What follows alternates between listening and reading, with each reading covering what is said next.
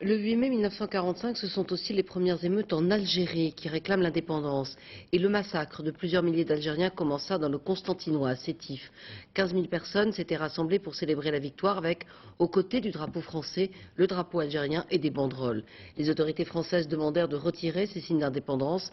C'est le début d'une bousculade qui vire à l'émeute. Au total, 20 000 morts algériens. Sétif, c'est sans doute le massacre qui débouchera 10 ans plus tard sur la guerre d'Algérie. Bernard Lebrun, Bruno Vignier.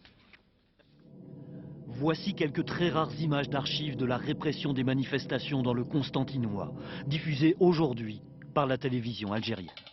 8 mai 1945, Messali Hadj, leader nationaliste, est emprisonné. Toute la région brandit le drapeau au croissant et à l'étoile. Les émeutes font une centaine de victimes parmi les Français, mais la répression sera d'une brutalité extrême, 15 à 20 000 morts algériens. Aux actualités cinématographiques, pas un mot des émeutes de Sétif.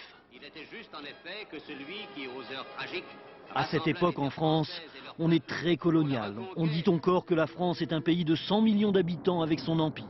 Seul geste de la métropole après-guerre, Paris renvoie en Algérie avec les honneurs les corps de ses soldats d'outre-mer.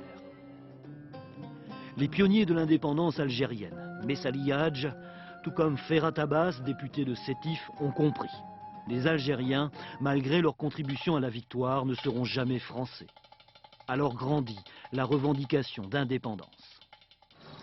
Aujourd'hui à Alger, à la une de la presse, Michel Barnier, le ministre des Affaires étrangères, parle d'une tragédie inexcusable.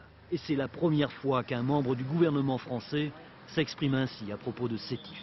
Deux nations, un demi-siècle plus tard, essaient de tourner cette page pour essayer d'affronter les défis de l'avenir, du futur. Une reconnaissance qui est le prix de la réconciliation. Paris et Alger ont pour projet dans quelques mois de signer un traité d'amitié.